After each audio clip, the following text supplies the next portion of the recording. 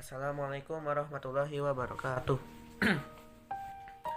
Innal hamdalillah nahmaduhu wa nasta'inuhu wa nastaghfiruh wa na'udzu billahi min syururi anfusina wa min sayyiati a'malina may yahdihillahu fala mudhillalah wa may yudlil fala hadiyalah. Asyhadu an la ilaha illallah wa asyhadu anna Muhammadar Rasulullah.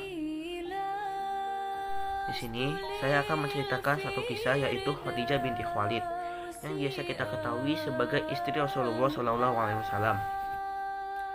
Di sini saya akan menceritakan kehidupan Khadijah binti Khuwailid dari awal sampai akhir. Khadijah berasal dari keluarga terpandang Bani Hashim. Khuwailid dan Fatimah adalah orang tuanya.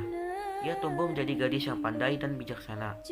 Di usia yang masih muda, ia menikah dengan Abu Hala bin Zurara. Pernikahan pertama ini melahirkan dua putra, yaitu Hala dan Hindun. Namun, Allah menakdirkan kepedihan kepada Khadijah. Suaminya meninggal di usia Khadijah yang baru menginjak 20 tahun. Ia berwasiat agar anaknya jangan diasuh oleh orang lain. Akhirnya, Bunda kembali menikah dengan Atik bin Aziz. Dari pernikahan kedua ini lahir seorang putri bernama Hindun. Atik adalah pria yang keras dan tidak pernah puas. Kekerasannya membuat Khadijah memutuskan pergi dari rumah bersama dua putra dan bayi perempuannya. Membesarkan anak-anak dan mengurus perdagangan sendirian tidaklah mudah. Meskipun tekad kuatnya selalu membara, dalam hatinya ia merasa kesepian. Ia membutuhkan seorang pendamping setelah sekian tahun hidup menjanda.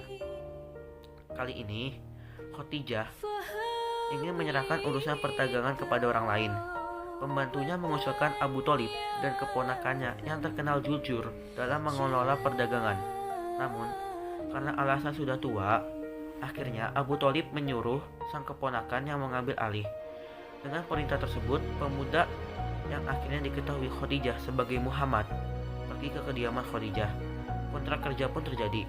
Muhammad akan menjadi pemimpin kafilah dagangnya menuju Syam. Ketika rombongan kafilah melewati rumahnya, Khadijah mencari-cari pemuda tersebut.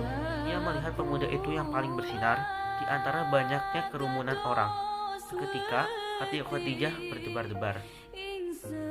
Khadijah begitu memendam perasaannya. Ia tak ingin membiarkan orang lain tahu bahwa ia merindukan pemuda berawalan huruf mim itu. Ia begitu senang mendengarkan para pembantunya menceritakan kebaikan Muhammad. Tidak lama setelah kepulangan kafilah dengan dagang yang dipimpin Muhammad, terjadilah pernikahan agung itu. Pernikahan antara Kho dan Mim. Bahkan seluruh jagat raya seperti ikut merayakan hari bahagia tersebut.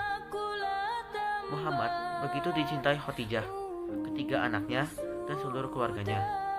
Darinya lahirlah Qasim, putra pertama yang sayangnya meninggal di usia belia. Ketika itu, Zainab, putri pertama mereka, masih bayi. Kesedihan menyelimuti rumah dan seluruh keluarga Khadijah. Hingga peristiwa pengangkatan anak terjadi.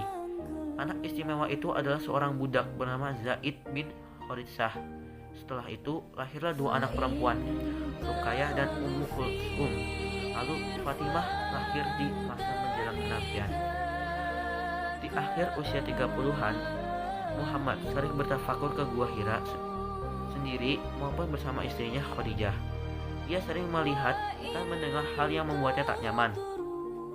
Di saat seperti itu, Khadijah selalu menenangkan dengan mengucapkan kata-kata lembut. Dan peristiwa turunnya wahyu pertama pun terjadi. Peristiwa yang membuat hati setiap orang beriman bergetar. Peristiwa abadi yang tak pernah bosan kita dengarkan.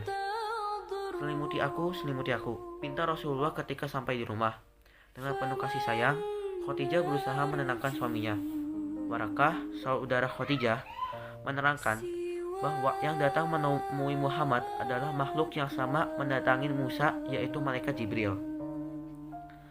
Hal itu membuat Khadijah selalu setia mendampingi suaminya, mendukung, dan merekalah pasangan muslim pertama di dunia.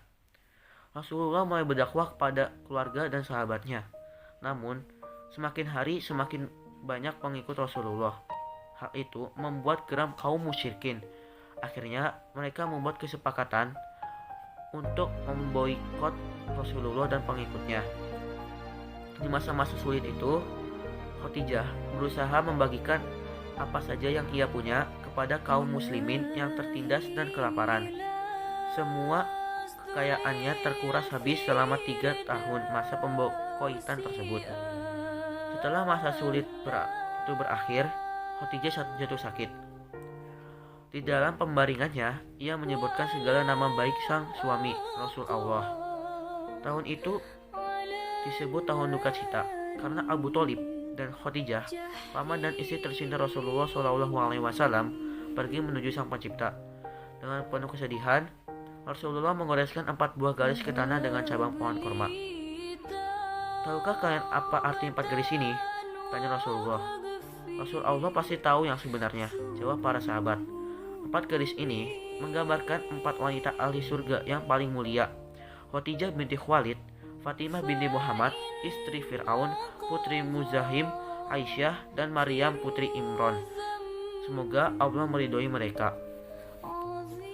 Suatu hari, mata Rasulullah berkaca-kaca seraya bersabda kepada para sahabatnya, Allah tidak pernah memberikanku wanita yang lebih mulia daripada Khadijah. Di saat manusia tidak percaya, dia sendiri yang percaya. Ketika semua orang mendustakan diriku, dia sendiri yang menerimaku. Ketika manusia berlarian dariku, ia mendukungku, baik ketika ada maupun tiada. Dan Allah mengaruniaiku putra-putri bukan dari yang lain, melainkan darinya. Sekian, maaf bila ada kesalahan. Wassalamualaikum warahmatullahi wabarakatuh.